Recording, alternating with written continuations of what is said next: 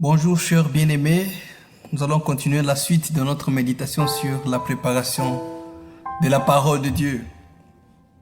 On va prier notre Dieu.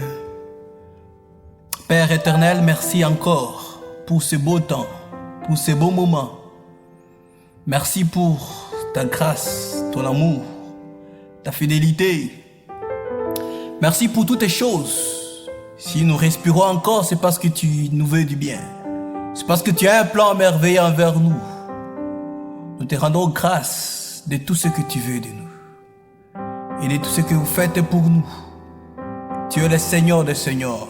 Maintenant, c'est le temps précieux pour nous, Père, de méditer ta parole avec le monde entier, de méditer ta parole avec le bien-aimé qui nous écoute maintenant.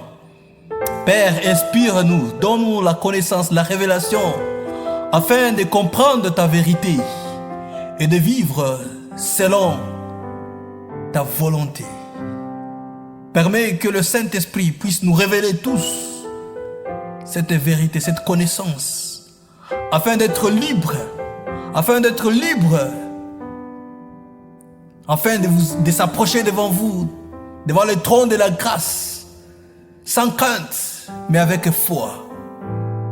Oh Père éternel, merci Seigneur, car tu nous connais, tu connais nos vies. Permets que ta parole puisse s'enraciner dans nos cœurs afin de porter des fruits. Au nom puissant de Jésus-Christ. Alléluia. Amen. Nous allons examiner maintenant chacune des composantes de la préparation de l'autel d'Élie pour soutenir notre compréhension de l'importance de la préparation dans la parole pour les grands combats dans la prière.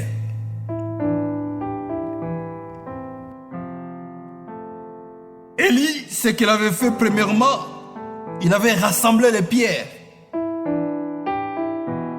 Il prit 12 pierres d'après le nombre des tribus des fils de Jacob, auquel l'Éternel avait dit, Israël sera ton nom. Et il bâtit avec ces pierres un autel au nom de l'Éternel. Il fit autour de l'autel un fossé de la capacité de 2 mesures de semences.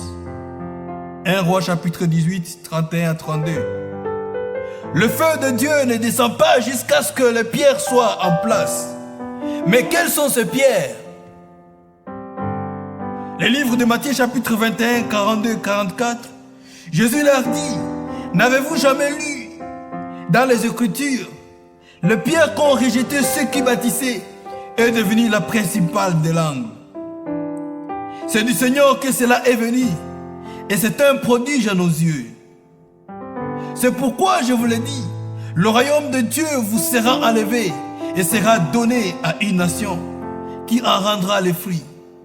Celui qui tombera sur cette pierre s'y brisera, et celui sur qui elle tombera sera écrasé. La pierre dont Jésus parle ici s'agit de lui-même. Il est la pierre vivante. Et le livre de Jean chapitre 1 versets 1 et 14.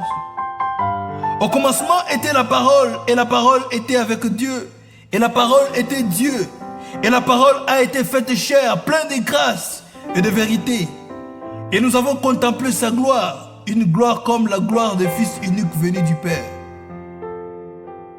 La pierre est Jésus, et il est la parole de Dieu. Cela veut dire que la pierre qui doivent d'abord, ou les pierres qui doivent d'abord être recueillies est la parole de Dieu. Si un opposant tombe sur elle, cet opposant sera cassé. Et quand elle tombe sur tout opposant, elle l'écrasera en poudre. Cela signifie que chaque fois que vous localisez un passage biblique, n'importe quelle difficulté dans votre vie, et vous les utilisez, vous êtes spirituellement en train de lancer des pierres contre l'opposant, les cassant d'abord, et alors les écrasant en poudre. Vous savez que la Bible dit, les Écritures ne peuvent pas être anéanties. Jean chapitre 10, 35. Alors la parole de Dieu ne peut être arrêtée. Il est irrésistible et trouve toujours son chemin. quand David allait faire face à Goliath, la Bible dit, il prit à main son bâton, choisit dans le torrent 5 pierres polies, et le mit dans sa gibecière de berger et dans sa poche, puis sa fronde à la main. Il s'avança contre le Philistin. Il mit sa main dans sa gibecière. Il prit une pierre. Il la lança avec sa fronde. Il frappa le Philistin au front. Et la pierre s'enfonça dans le front du Philistin, qui tomba le visage contre terre. Ainsi, avec la fronde et une pierre, David fut plus fort que le Philistin. Il le terrassa et lui ôta la vie, sans savoir, d'épée à la main. 1 Samuel 17, 40, 49. Au lieu de passer du temps à faire quelques exercices religieux qui ne vous servira à rien, passez ce temps dans la parole afin de recueillir les pierres appropriées qui fera tomber votre Goliath. Allez par le fleuve de la vie qu'on appelle la Bible. Choisissez soigneusement et ramassez ces pierres vivantes qu'on appelle passage biblique. Le mettre dans votre sac qui est votre cœur, et ensuite passer à l'opposant et vous êtes sûr de faire tomber sa tête. Ça c'est tellement important, chers bien-aimés. Au lieu de passer du temps à faire quelque chose de religieux qui ne vous servira à rien, passez ce temps dans la parole afin de recueillir les pierres appropriées qui fera tomber votre Goliath. Allez par le fleuve de la vie qu'on appelle la Bible. Choisissez soigneusement et ramassez ces pierres vivantes qui sont les passages bibliques. Le mettre dans votre sac qui est votre cœur et ensuite passez à l'opposant et vous êtes sûr de faire tomber sa tête. Jusqu'à ce que vous résolviez de recueillir les pierres qui feront tomber votre opposant. Votre victoire n'est pas en vie. Dieu ne le fera pas pour vous. En fait, jusqu'à ce que les pierres soient recueillies et le podium apprêté, il ne se présente pas. Dans 1 Roi chapitre 18, Élie a ramassé les pierres et bâti l'autel lui-même. C'est une responsabilité personnelle. Quand vous allez courir, cherchant qui priera pour vous, cela montre que vous êtes sans pierre. Installez-vous et vous recueillez de pierres appropriées pour mettre votre victoire en vigueur. La collecte de pierres est plus facile si vous êtes un étudiant de la Bible, celui qui se nourrit véritablement sur la parole, pas celui qui commence à chercher sa Bible seulement le dimanche matin quand il est temps d'aller à l'église. Si vous êtes un étudiant ardent de la parole, c'est facile de bien feuilleter de Genèse à Apocalypse avec l'aide de l'Esprit Saint qui vous aide à sélectionner les pierres appropriées dont vous avez besoin pour n'importe quelle bataille qui nous affronte. Lorsque vous vous arrêtez sur le passage biblique et vous engagez le ciel en votre faveur, et une réponse est garantie. Lorsque, comme Élie, vous sélectionnez et soigneusement organisez 12 pierres de la parole, vous ne pouvez pas manquer votre cible. La parole de Dieu est votre rocher de défense et d'attaque. Si votre foi est accrochée à cela, ça n'échoue jamais. C'est votre seule garantie pour la victoire sur votre Goliath. Je crois que Dieu est capable de le faire. Je vois ces Goliaths qui vous terrifient au fil des années tomber à plat devant vous quand vous lancez des pierres de la parole de Dieu. Ce que Élie avait fait deuxièmement, il a placé les bois dans l'ordre. Chers bien-aimés, mettez du bois dans l'ordre.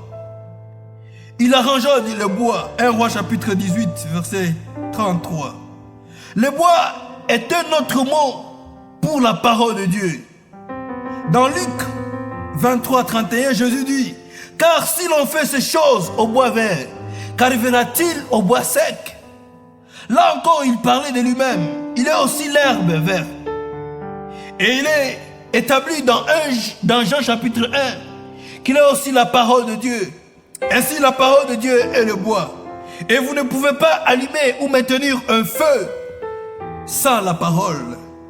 La Bible dit dans Proverbe chapitre 26, verset 20, « Faute de bois, le feu s'éteint. » Alors ce n'est pas juste assez de préparer l'autel de votre cœur et de recueillir les pierres. Vous devez aussi placer le bois. Les passages bibliques que vous avez sélectionnés dans l'ordre. Vous devez les disposer de façon intelligente pour amener Dieu d'être engagé. Après avoir sélectionné les écritures appropriées, vous lui dites, « Seigneur Jésus-Christ, parce que vous avez dit telle et telle chose dans ta parole, je sais que vous êtes engagé à les faire. » C'est ce que j'appelle les calculs dans la parole, calculant les écritures afin de faire respecter un relâchement céleste. Mes prières sont souvent très courtes et droites au but, parce que non seulement je recueille les pierres, je me rassure que le bois soit arrangé dans l'ordre. Alléluia. Dieu est tellement merveilleux. Dieu est puissant. Il est question seulement de croire en lui et d'arranger le bois et de vous préparer, de sélectionner la parole de Dieu. La puissance de l'atome est la loi. Mais Dieu a aboli les deux dans le Christ Jésus-Christ. Jésus a dit, je suis le premier et le dernier et le vivant. J'étais mort et voici je suis vivant au siècle des siècles. Je tiens les clés de la mort et du séjour des morts. Apocalypse chapitre 1 verset 18. Jésus ne peut pas détenir les clés de la mort et l'utiliser contre lui. Non, non. Il va les tenir à ma faveur. Donc j'ai conclu que tout ce que j'avais à faire était de dire au diable de décoller les mains dans mon entreprise, de décoller les mains dans mon travail, de décoller les mains dans ma famille, de décoller les mains. Partout, oui, il menaçait des choses terrifiantes, des choses troublantes.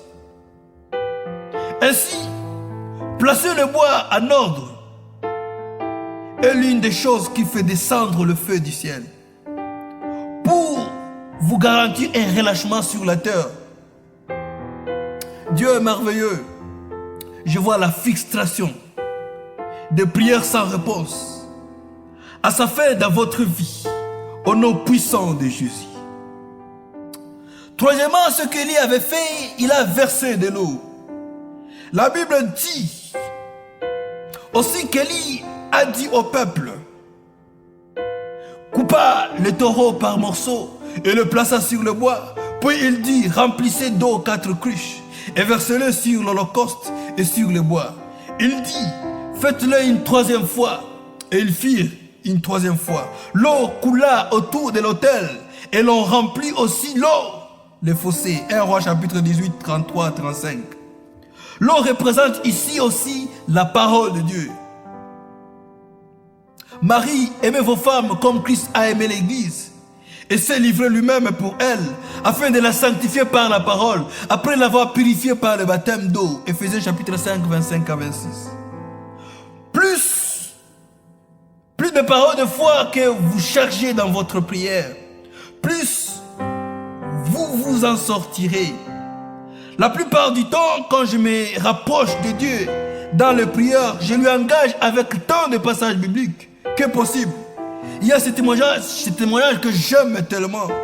C'est une femme de Dieu, de John Austin. Elle était malade d'un cancer terminal et il lui restait quelques jours de vivre. Beaucoup d'hommes honorables de Dieu sont venus de près et de loin afin de prier pour elle. Mais son état ne s'améliorait pas. Mais un jour, avec les dernières forces en elle, elle ramassa sa Bible et elle a sélectionné 4 passages bibliques qui lui interdisaient, en tant qu'enfant de Dieu, de mourir de cancer. Voilà comment elle s'est levée de son lit de maladie, libre de cancer et de la mort. Cela peut comparer à la multitude des eaux dans Ézéchiel chapitre 31, versets 3 à 4. Voici la Syrie était un cèdre du Liban. Ses branches étaient belles, Son feuillage était touffu. Sa tige élevée et sa cime s'élançaient au milieu des rameaux. Les eaux l'avaient fait croître. L'abîme l'avait fait pousser en hauteur. Des fleuves coulaient autour du lieu où il était planté et envoyaient leurs canaux à tous les arbres des champs. Comme je l'ai dit précédemment, la foi en Dieu est votre axe majeur dans la prière. Mais c'est une semence qui doit être nourrie avec de l'eau autant de paroles que possible, si elle doit produire efficacement. Donc, quand vous entrez dans la multitude des niveaux d'eau dans la parole, non seulement vous augmentez votre foi, vous aussi générez un flot contre l'ennemi dont il ne peut résister.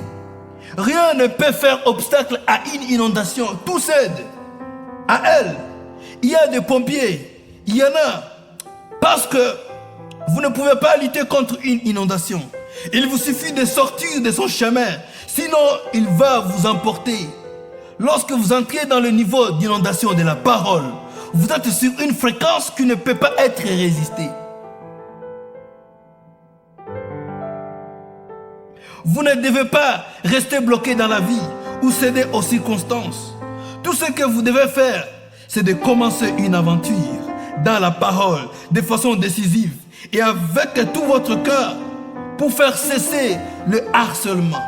Optez pour les bandes et les livres qui aideront votre étude de la parole jusqu'à ce que vous génériez une inondation qui efficace toute opposition de votre chemin.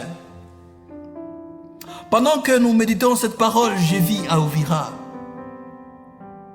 J'ai vécu des terribles événements, des catastrophes, d'inondations, où j'ai vu une rivière qu'on appelle Moulongwe,